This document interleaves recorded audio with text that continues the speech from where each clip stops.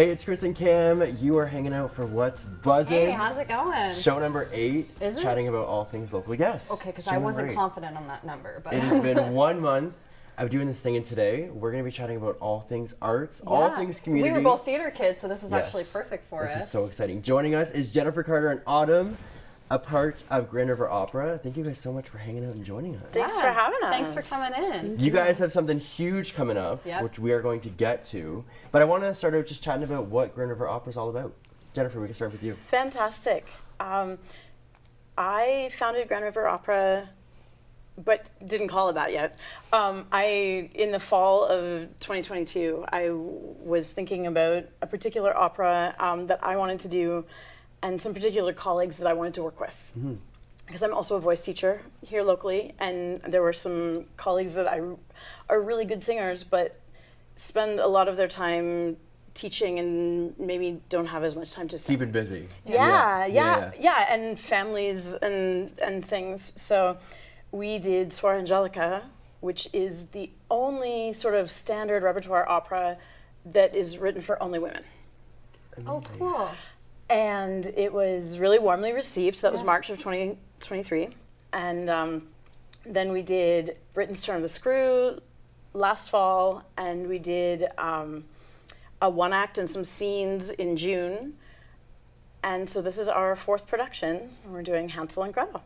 That's so exciting. And That it is is so the exciting. traditional, almost traditional. Yeah, story it's of the Hansel and fairy Gretel. tale. Yeah. It is absolutely the fairy tale. So The recreation, which is in your way, which is great. That's my favorite part about theater is you can really take your own approach, and I think that's just... And I've never seen like a Hansel and Gretel like performance, but like opera version. Not yet, like I said off the camera, Yeah, not so- yet. yeah. So I love that idea. it's super popular in Germany, particularly at the holidays. It's the sort of thing that people grow up and their grandparents take them to. Yeah, totally. And it was written in German in 1893.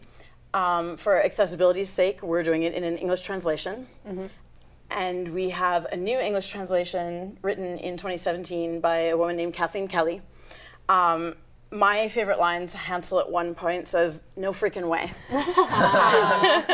And the father at one point, he talks about, they're having trouble paying the bills, and he talks about how he's going out to work, and he goes, "This is not rocket science. I went out to get some new clients."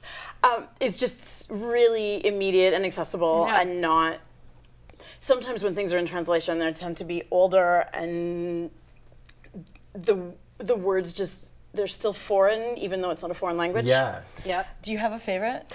I feel like it has to be my first line when I discover the children are munching away at my house because I play the witch, and I say, "Crispy, crispy, crunching, you still are out there munching," and it's really hilarious Oh my and god, that was exciting. amazing. Can you keep singing? Yeah, I was gonna say, that was amazing. I don't think I'm done. I mean, if you listening to that. insist. Like, honestly, I don't think I'm done. So, Autumn, do you want to walk us through your favorite part about rehearsal and just building the show? What's it been like? Yeah. It's been really refreshing. Number one, I think we just work with so many incredible people. The local artists are just such talented folks, and it's really exciting to get to collaborate with them. But also, I really am enjoying the way the director is keeping it that traditional fairy tale, but then inserting some modern messages that are relevant to us now. Yeah. So you kind of get the best of both worlds, which is really exciting. That's super cool. Your new Yeah. approach and then a fresh look on it. Yeah, I think Yeah. that's the great part of it. And speaking of fresh, I was talking to you guys off camera about this. This is what I'm so excited about for this. Is you said that you had made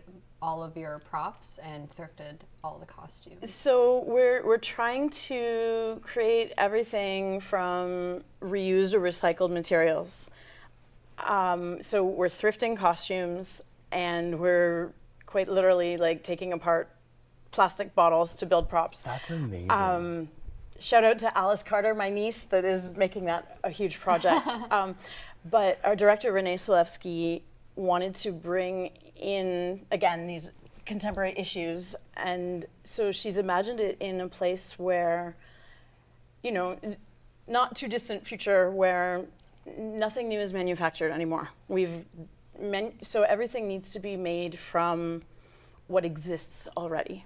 And that's great. I think that's what sets you guys apart, which is awesome. Well, it's an a different interesting take approach. for the story itself, Yeah, but then totally. it's also very budget friendly for a small Which is company that great, is just, you know what I mean, that doesn't have Absolutely. a huge amount of funding yet. You do what you gotta do. Yeah, this is it. So we're begging, borrowing, and stealing, as they say, to get things together. But we also are being mindful of the fact that we want things to be able to be recycled when we're done with them. For sure. And For sure. to not, sometimes when you're when you put it on a theater show, it's like, okay, you buy all these costumes for all these people, and then what happens to them? Yeah. They get put in a huge like prop closet and never used again. That's used it. years later, and it's all dusty, right? Yeah, Dusty, and then decades later, somebody has to send them to the landfill. So we're trying to avoid that sort of thing. And again, it makes it more accessible, more immediate, right? A lot of people don't think that opera has anything to do with their contemporary life, and if they haven't been exposed to it, I understand there are elements that are scary, like if it's in a foreign language, if you think that you have to get dressed up and that makes you uncomfortable, if you think it's very expensive. Often those things aren't true, right? You compare a local production like this, sliding scale tickets, $25, $35, or $45, to going to a stadium show or a basketball game, right? There's no comparison, but it's in the cultural. That's what I was going to say. There's that local aspect, and it's very just, there's something unique about it. And I think that's with these costumes especially too. It's just, there's that fun aspect. And I think when you look at these costumes too, you can think we created these from scratch. And it creates so it's such a long-lasting win-win memory too. My costume is actually all like vintage pieces that I've collected in my own wardrobe. That's so cool. Amazing. And then Yeah. you get like one-of-a-kind pieces that you can thrift. And Exactly. Then you can keep them. Like, Yeah, that's my amazing. costume is a like coveralls, a work suit that we thrifted. Oh yeah. I was joking that it's the height of glamour. You go into opera for the big gowns and the fancy jewels, and you wear coveralls. You're wearing coveralls, but I bet you rock those coveralls. Why, thank you. So we've got about 30 seconds. So quickly plug the show. Where can we get tickets? Yeah, where can we people find come you see guys? this So tickets masterpiece? are available at grandriveropera.com. We're performing at the Registry Theatre November 21st, 22nd, and 23rd. There are matinees each day and evening shows. The Thursday, Friday are school matinees. So we have about 240 school children who are going to come and see us, mostly high schoolers. So we're really looking forward to that. Amazing. And yeah, I hope the whole community will join us. I hope so too. Awesome. Thank you so much for hanging out.